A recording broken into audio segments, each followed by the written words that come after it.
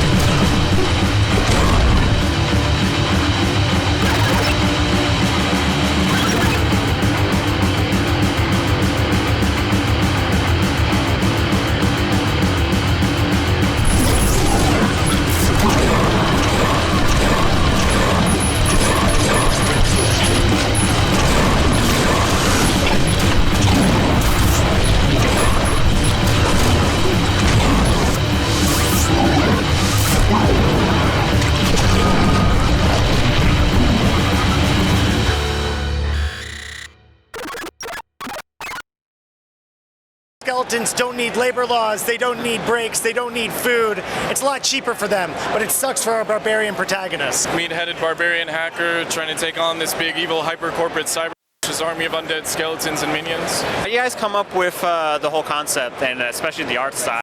Art style is pretty unique as well. Oh, thank you. I've been an animator for about 10 years. Before doing any game stuff, mostly in ads, but I've worked on some Adult Swim content. I was an effects animator on the last Metalocalypse movie, so that definitely is in there a little bit. We just love dark fantasy, we love cyberpunk, we love sci-fi, we both love Snow Crash. Yeah. And I don't know, we've been playing Morkborg and other role-playing games together ever since we met at a hot dog party. Yeah. So yeah. Pretty much we met at a hot dog eating party. Peter complimented my shorts that had like skulls and snakes. Really cool. And we talked about tabletop RPGs. We became friends and played a bunch of tabletop games. I was working in games, and Peter, you know, has a great animation background. And you know, we were just talking about making this game one day, and it was supposed to be a small project originally. It became not a small project, in a lot of great ways, but you know. I think low-key we were both looking for this kind of collaboration for a long time. It was serendipitous that we would meet at a hot dog party. Yeah, and then we grew the team quite a bit as well. We got a lot of our other team here, like you know, Eric, who's the other programmer, is running around here. He's like one of my good friends and mentors. Hacho is doing some effects work and environment work, and Sam plays bass in the band that I'm in, and he's doing sound effects work and social media stuff. It's all friends, keeping it close, keeping it tight, you know. Yeah, because we're a small thing right now, you know, so it's good that we, That's great. And how long was the process with the development of the game? It's been a little over a year altogether, mostly with Clipper and I for the first, like, I don't know, 9 months or so, but Sam came on in the last few months, so it's been help to have them on board as well. Yeah, it's been accelerating quickly. Like, we're a little over a year in, but you know, we're really grateful to be at PAX, especially PAX Rising, and you know, getting a lot of good reactions here. Talking to a lot of the people we want to talk to, which is nice. Yeah, because it looks like the feedback it's pretty positive. You know, people are getting to try out the game, and I think a lot of them are like really enjoying it.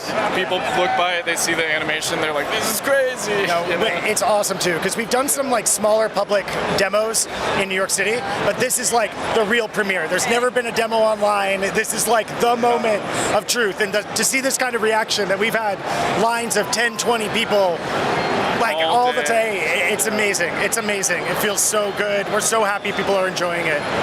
Especially because right now we're all part-time on this. None of us are getting paid. This for the love. So like it's so good to feel this, and we're hoping that this means soon we can be full-time on this and really make the CYBRLICH as menacing and evil as possible, so that then we can all go and kill that person, you know? And what about like how'd you come up with our main hero? Like it seems like he's more of a badass in this one as well. It's a great question. You want to go with that? Yeah, I mean, he's just, like you said, he's a buff, meat-headed barbarian hacker. He's like, well, there's this big thing where it's like, here, let me show you this picture of him. That's our guy, right? In his head, like, he's a dude who the world has passed by, right? Like, the world is changing. Like, it's no longer built for people like you and me. It's no longer built for people like him. He's, as Peter says, he's a chaotic neutral barbarian with a GED. There's just no place left in this world for a chaotic neutral barbarian with a GED. I'm at the end of my rope. You know, so it's like, and he lives in this world owned by this big evil hyper-corporate CYBRLICH. And so the question is, like, if he fits into that, and if the way into it is sending emails until he dies, that's not a great way to fit in.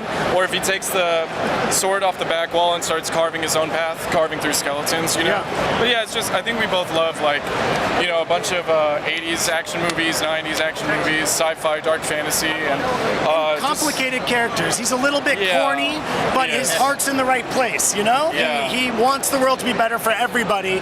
And just like Conan, you know? But instead of fighting the evil sorcerer, he's fighting the evil CEO hyper-dictator. You know? Yeah, and like for me, like in most tabletop RPGs that I play, like my default character is like a buff, meat-headed barbarian himbo, because it's like I love just being like, whoa, I don't know, and like smashing stuff, which is like fun and it's silly, but then it also like you play enough and you like really find like, I don't know, the ways in which that can be like sincere and meaningful, and like, you know, there's like this whole like professional wrestling element to it too, of like the big macho guy and stuff. Exactly. And it's just like a fun archetype to play with. And I think in this context, a fun archetype for people to project themselves onto, because a part of it is like the power fantasy of like changing things in a world that feels unchangeable. Yeah. You know, so. Yeah, I just definitely like that parallel where, you know, you're kind of trying to change things, especially in game as well. So yeah, and it's also, you know, there's the heady contrast with also that you are killing skeletons and you are smoking weed and it's you are a big, eating burgers. Game. It's a big stupid game about big thoughts and big emotions and big ogres that try to kill you. You know? Yeah. If you can describe this game in a couple of words, how would you say you could describe CYBRLICH? In a couple words. Ooh, that's hard. I would say a hand-animated boomer shooter. You know, it's not the coolest description, but it is descriptive. You got something cooler than that? Rocket fuel, maybe? I don't know. That's what Chris Kindred said. Rocket fuel. Yeah, okay. I mean, the typical thing is like, oh, it's a 2.5D first-person boomer shooter, hand-animated, buff meat-headed barbarian hacker kills big evil cyber corporate CYBRLICH with his army of skeletons. Rocket fuel is condensed. That's the, Let me give you one more. It's my favorite Reddit comment we've gotten about this. They said, this looks like one of those fake video games they play in movies. Yeah, you know, and I feel like that's good. Like a B-list trailer for a movie, but in a video game. Yeah, like it's just in the background. You're like, what is that kid playing? Bone Storm from The Simpsons or whatever, you know?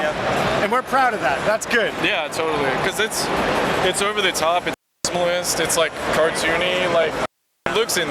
Like that's like part of the appeal, I think, you know. So just leaning into that and, you know, stretching it, right? What would you say about the animation, like the tone? I mean, just going really over the top of the animation. Like I said, I have an animation background, and so I often feel like games really lean on design in a way that makes it difficult to animate. We want to go the other way, where we want to as animatable as possible. That's why the color palette is so muted, so that we can focus on the lines and on the animation, not on the fills, not on the, I don't know what you would call it, like the filters, the blending modes, all of that stuff, you know? Yeah, like a lot of it is coming straight, like Peter will make these assets, and a lot of times on programming we're like, okay, how do we make this work? Or like, you know, because we want to like make it as faithful to the design as possible, and some of the designs are like, you know, they're stretched, they're like playful, they're like doing interesting things like motion-wise, and sometimes you have to accommodate some things systems-wise, but like I think the end result is like becomes something really cool and interesting. Yeah. So. Just keep the fluidity in the gameplay that's also in the animation, which creates a very smooth, high energy experience that is hectic, but also fun, but also funny, you know, and hopefully sometimes if we do our homework and do it right, maybe sometimes it'll be a little poignant too. Yeah, that part, Well, people really respond to the animation. I've heard a lot about the music. I've heard a lot about the writing too. It seems like it's hitting on a couple levels, which is nice. Well, it's a pleasure talking to you guys. You clearly have a lot, you know, with this game. So I hope a lot of people get to enjoy it. How can people support you in this CYBRLICH? Right now, wishlist us on Steam. That would be really helpful. It just gets our numbers up. In 3 months, 3-ish months, I should say, we will have a public-facing demo that people can check out, and that will correspond with this Kickstarter. Right now, the Kickstarter is open for pre-saves. Joining the Instagram, joining the Discord, but the big one is wishlisting on Steam. Keep an eye out for that Kickstarter, and when the demo's out, play it. Tell us what you think. You guys check out CYBRLICH and you know, enjoy the rest of our coverage here at PAX East. We'll see you guys at the next video.